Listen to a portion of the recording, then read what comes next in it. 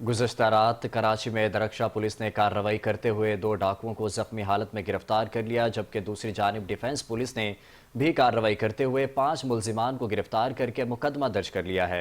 मज़ीद तफसीलात जानते हैं शहजाद चौधरी से। शहजाद, बताइएगा।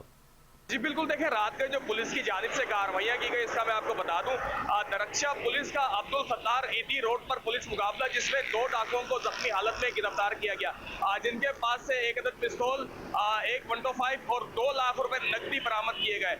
बताया जाता है पुलिस की जानिब से ये मुल्जिमान आज से कुछ रोज पहले 25 लाख रुपए की डकैती में भी मुलविस थे। जख्मी डाकुओं को तिब्बी इलाज के लिए अस्पताल मुंतकिल करके मुकदमा दर्ज कर लिया है।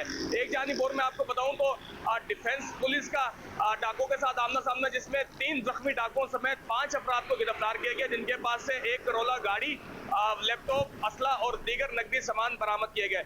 जख्मी डाकुओं को तिब्बी इलाज के लिए अस्पताल मुंतकिल किया गया, जबकि दूसरे साथियों को थाने मुंतकिल करके मुकदमा दर्ज कर लिया है। एक जानिब और मैं आपको बताऊं तो डिस्ट्रिक्ट सिटी पुलिस का कॉम्बिंग सर्च ऑपरेशन, जिसमें खारजी और दाखिली रास्तों को बंद करके घर घर की तलाशी ली गई, डिवाइस की मदद से क्राइम रिकॉर्ड चेक किए गए। एक जानिब और मैं आपको बताऊं तो सुखन पुलिस का डाकुओं के साथ आमना सामना, जिसमें एक डाकू को जख्मी हालत में गिरफ्तार किया गया, जबकि इसका दूसरा साथी अंधेरे का फायदा उठा के फरार होने में कामयाब रहा। जख्मी डाकू के पास से एक अदद पिस्तौल, एक छीनी हुई बाइक और दीगर सामान बरामद करके मुकदमा दर्ज कर लिया गया है, जबकि इसके दूसरे साथी के लिए मुख्तलिफ जगहों पे पुलिस की जानिब से छापे मारे जा रहे हैं।